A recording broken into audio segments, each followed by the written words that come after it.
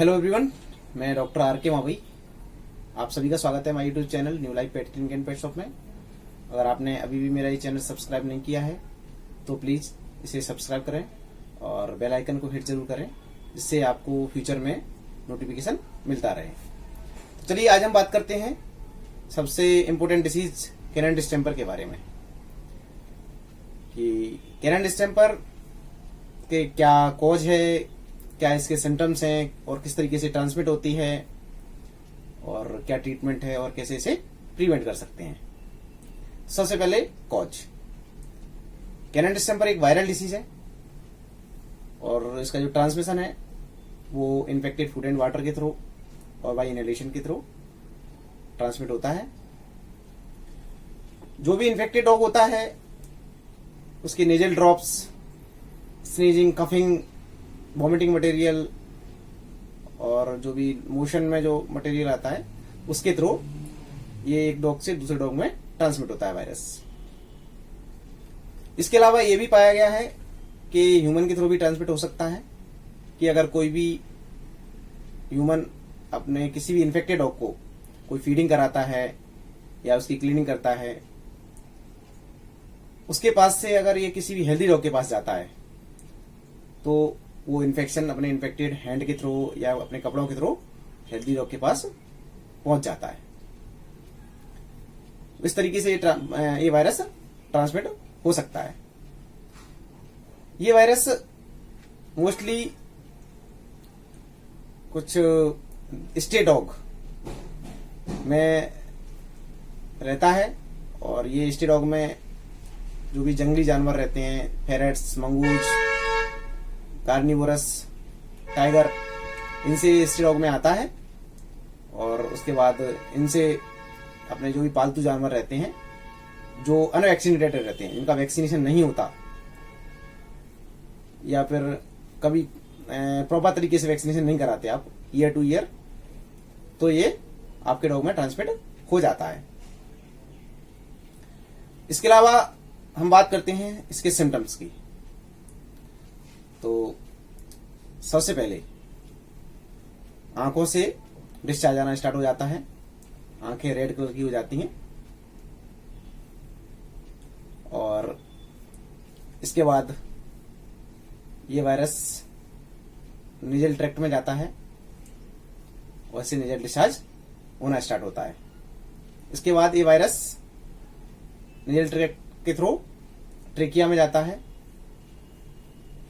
और यहाँ पे सीवियर ब्रोंकाइटिस होती है। डॉग्स को कफिंग होना स्टार्ट हो जाती है, सीवियर लंग इन्फेक्शन हो जाता है जिसकी और ये निमोनिया में भी कन्वर्ट हो सकता है।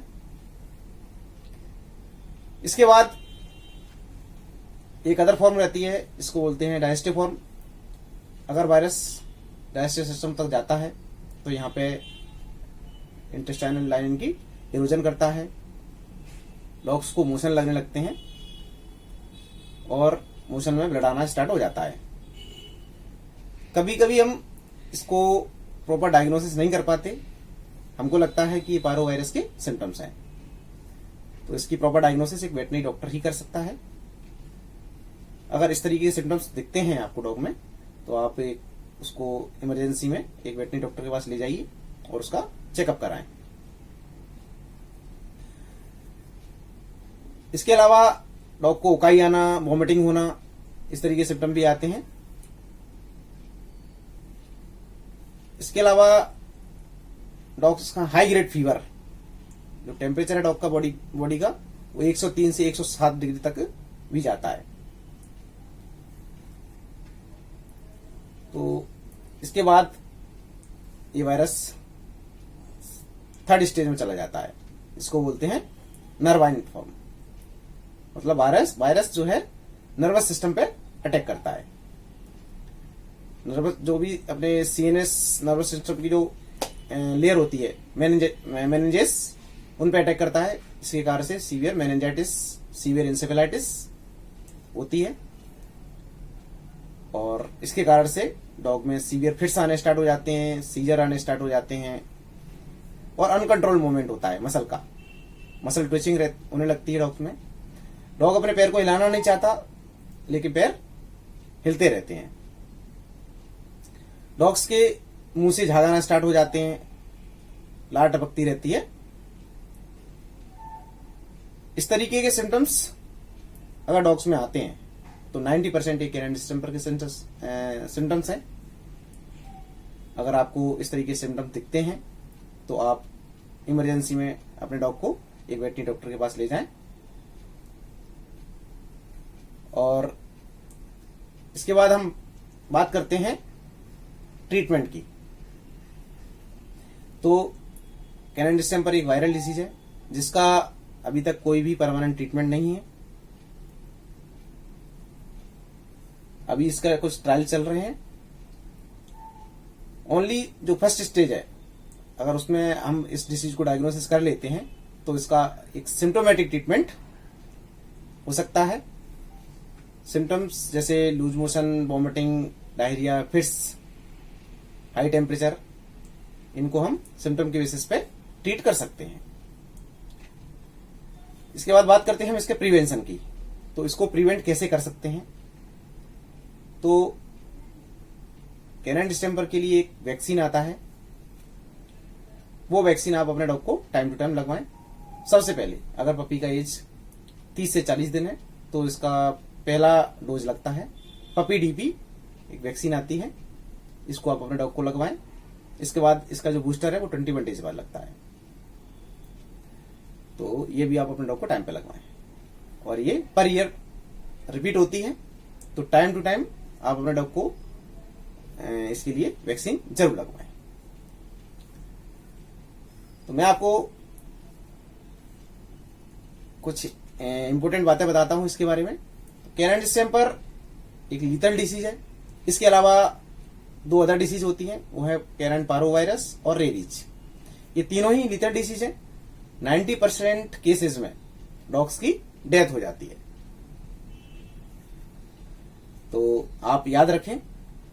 इसके अलावा ये कंटेजियस डिसीज है, by touching infected food and water इसके थ्रू ट्रांसमिट होती है। तो आप याद रखें कि अगर किसी भी इन्फेक्टेड डॉग को आप ट्रीटमेंट करते हैं या फिर उसका क्लीनिंग करते हैं, उसको खाना देने जाते हैं, तो उसके पास से आने के बाद तुरंत अपने हाथों को सैनिटाइज करिए, अपने कपड़ों को चेंज करिए, नहाइए, उसके बाद ही एक हेल्दी डॉग के पास जाइए।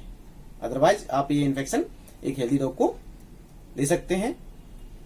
इसके अलावा कभी भी आप बाहर से जाते हैं तो अपने जो भी स्लीपर होते हैं उनको घर के बाहर रखिए, अपने डॉग के पास ना लेकर जाइए, क्योंकि ये इन्फेक्शन आप अपने बाहर से अपने हेल्दी डॉग के पास लेकर जा सकते हैं। तो आप इन बातों को ध्यान रखें। तो आज हमने डिस्कस किया कैनिन डिस्टेंपर के बारे में। होप सो आपको मेरा ये वीडियो पसंद आया होगा। Thank you so much for watching. Thank you. मुर्गी तो जाती है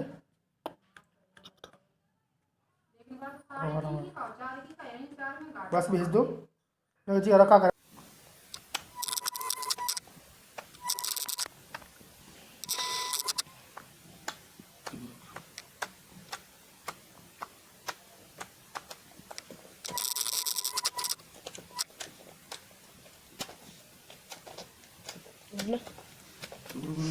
इसको मैं इसके यहाँ पे ले आता हूँ, शायद बंद हो जाए।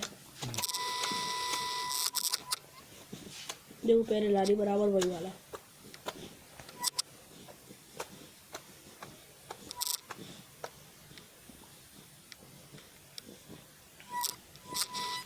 अब एक काम कर,